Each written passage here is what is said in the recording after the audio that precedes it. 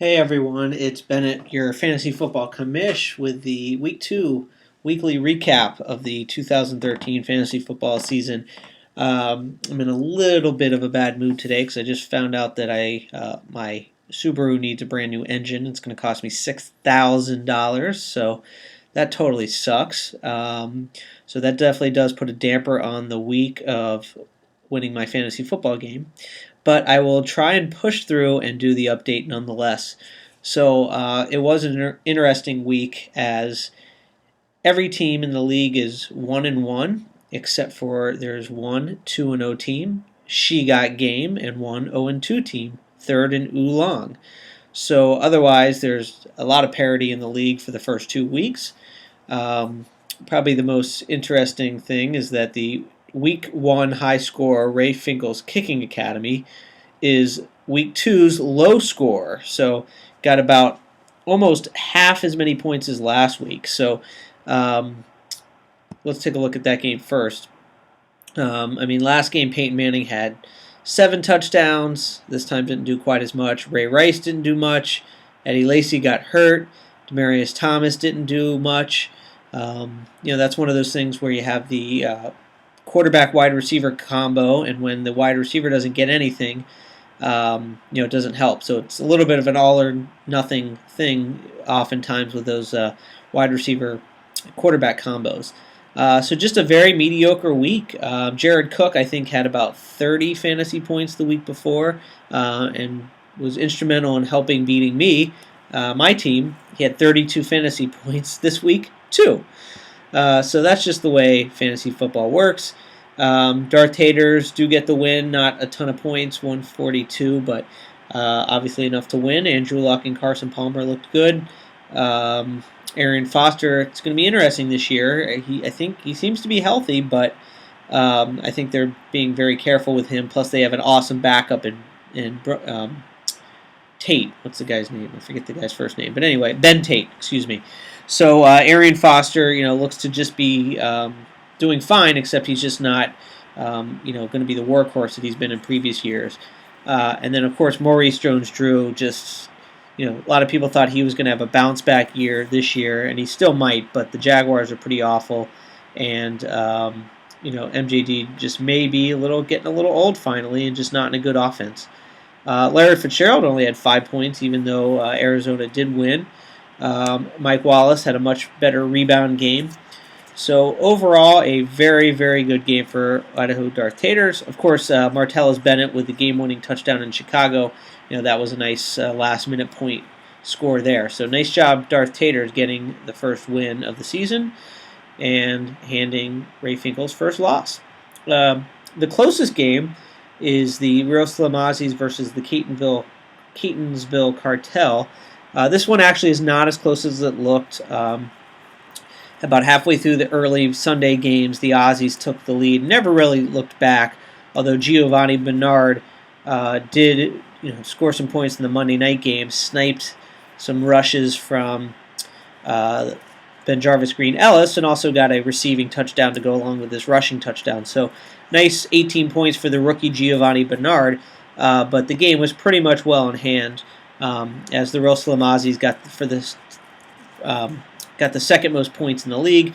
Very, very nice game from Sam Bradford, who great example of when your real-life team does not reflect the fantasy performance. Is a great example of Sam Bradford.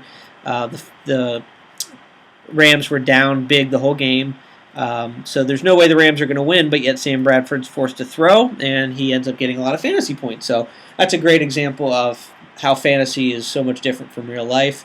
The blown down spot for the Slamazis is David Wilson didn't show much against Denver. That's a pretty big hole to not have a second running back on the roster. So David Wilson is going to get one more start this week, and then the Slamazis are going to have to look elsewhere if David Wilson doesn't do anything. But Julio Jones, him and A.J. Green sort of flip-flopped. A.J. Green had a great week 1, not so for Julio, and they switched. Pierre Garçon had a good game. Another example where Washington is down, so they're throwing a lot, and Garçon gets a lot of catches.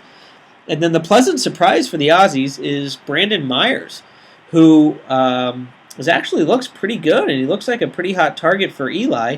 The only problem there is every time he caught the ball against Denver, he just got crushed, and he took a beating. But he did get 6 catches for 74 yards, so that's been a pleasant surprise for the Aussies. Catonsville Cartel, a little bit of bad luck. They do score 184 points. Nice even day all around. Nothing spectacular, but Calvin John, it's got some great receivers: Brandon Marshall, Calvin Johnson, Des Bryant. And if you look at these two teams, you really see that between the Cartel and the Aussies, we have a lot of the top running backs. If you look at the rankings this week, this is just sort of a side note, but it's interesting. If you look at the top wide receiver rankings, which I'll get to in just a second. Where's the wide receivers? Okay, if you look at, should be more prepared for my blogs here, but anyway, I'm not a paid professional. You have Calvin Johnson, number 1, A.J. Green, Des Bryant, Julio Jones. Between those top 4 receivers, all 4 of them are on the Slim Aussies or the Cartel. Then you also have Brandon Marshall, number 6, is on the Cartel. And then you have Pierre Garçon and Reggie Wayne for the Slim Aussies. So very, very good wide receivers for both of those teams. So it'll be interesting to see if they lack skill players elsewhere, or if that's going to be 2 of the top teams for the year. You also have the Travelers and the Calvinators. Travelers get a nice 164-point day, including, 23 from Matt Forte, James Jones with 27. That guy's just had a funny career. I mean, he's been on the Packers for like 12 years, and he's never the number 1 guy, but he's always the number 2 or 3, and he's just consistent year after year. It's a pretty amazing career. He's just one of those solid, perpetual number 2 or 3 receivers, and he's just been on the Packers forever. So nice day for James Jones, but just a nice, consistent day all around for the Travelers. Meanwhile, Aaron Rodgers was really the lone bright spot for the Calvinators. Colin Kaepernick, after having a great first week he had 35 points the first week, and he only had 5 points the second week. So you don't want to get too caught up in a week-to-week thing, although I'm sure Kaepernick will bounce back against lesser defenses.